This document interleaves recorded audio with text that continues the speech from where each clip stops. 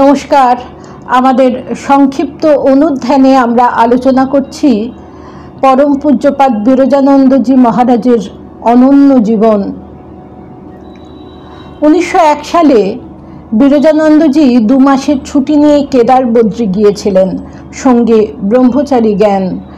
সেখান থেকে ফিরে এসে তিনি মিসেস সেভিয়ার ও স্বরূপানন্দজি মায়াবতী আশ্রমকে পূর্ণভাবে গড়ে তুলতে আত্মনিয়োগ করেছিলেন।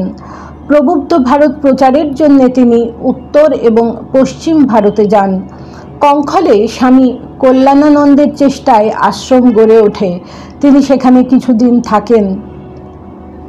আমেদাবাদে থাকার সময় তিনি স্বামীজির মহাপ্রয়াণের খবর পেয়েছিলেন।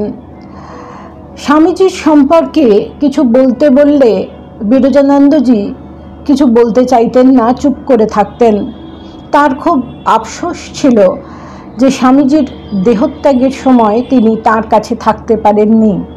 বলতেন, স্বামীজি আমার হাতে রান্না খেতে চেয়েছিলেন, কিন্তু আমি তা করতে পারিনি। বিরজানন্দজির প্রচেষ্টায় প্রবুদ্ধ ভারতের বহু শত গ্রাহক তালিকাভুক্ত হয়েছিল। বিভিন্ন জায়গায় ঘোরাঘুরির ফলে তার শরীর অত্যন্ত ক্লান্ত হয়ে পড়ে।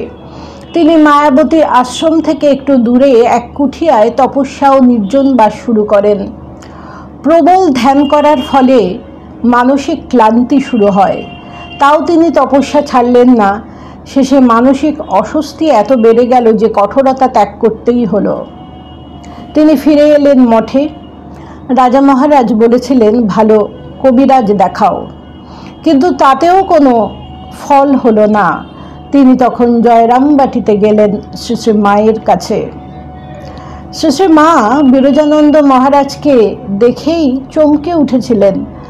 বলেছিলেন, ধ্যান কোথায় করো বাবা? হৃদয়ে না সহস্রারে, অর্থাৎ মস্তিষ্কে?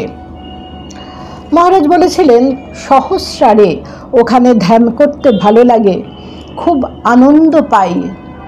শুনে মা শিউরে উঠে বলেছিলেন, বাবা করেছ কি? ও যে শেষ অবস্থার কথা, পরমহংস অবস্থার কথা, একেবারেই কি মনকে অত উঁচুতে রাখতে পারা যায়?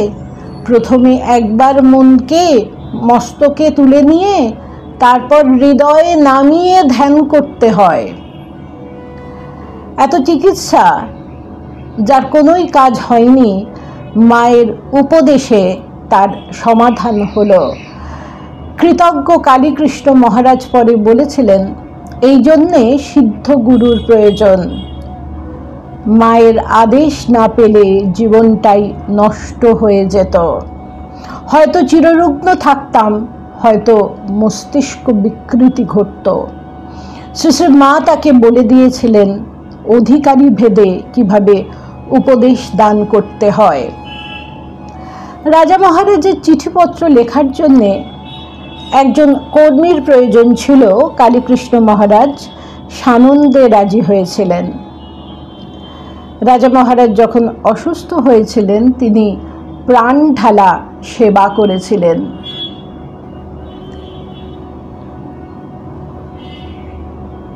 এই সময় দুজন কর্মীর প্রয়োজন ছিল আমেরিকায়। ঠিক হয়েছিল বোধানন্দজি মহারাজ এবং কালীকৃষ্ণ মহারাজ যাবেন। ঘটনাচক্রে বোধানন্দজিকে আগে পাঠিয়ে দিতে হয়েছিল। কালীকৃষ্ণ মহারাজ কিন্তু রাজি হননি। তিনি কঙ্খলে তপস্যায় চলে গিয়েছিলেন এবং কিছুদিন পর খবর পেয়েছিলেন যে স্বরূপানন্দজি মহারাজের দেহ রক্ষা হয়েছে। তিনি ছুটে গিয়েছিলেন মায়াবতীতে। মিসেস সেভিয়ারের মন ভেঙে গিয়েছিল। তিনি ভেবেই নিয়েছিলেন অদ্বৈত আশ্রম এবার তুলে দিতে হবে। স্বরূপানন্দজি যে কর্মদক্ষতায় সবকিছু পরিচালনা করতেন, তার মৃত্যুতে সবাই হতাশ এবং মর্মাহত। কিন্তু বিরজানন্দজি বলেছিলেন, স্বামীজির প্রতিষ্ঠিত কাজ কখনোই বন্ধ হবে না। আমি সৈনিক, হারি বা জিতি আমাকে লড়তেই হবে। শরৎ মহারাজ মায়াবতীতে এসে মিসেস সেভিয়ারকে বুঝিয়েছিলেন। বলেছিলেন স্বামীজির প্রতিষ্ঠিত আশ্রম ঠাকুরের ইচ্ছায় চলবে। তিনি কালীকৃষ্ণ মহারাজকে মায়াবতী অদ্বৈত আশ্রমের অধ্যক্ষ নিযুক্ত করেছিলেন। নমস্কার।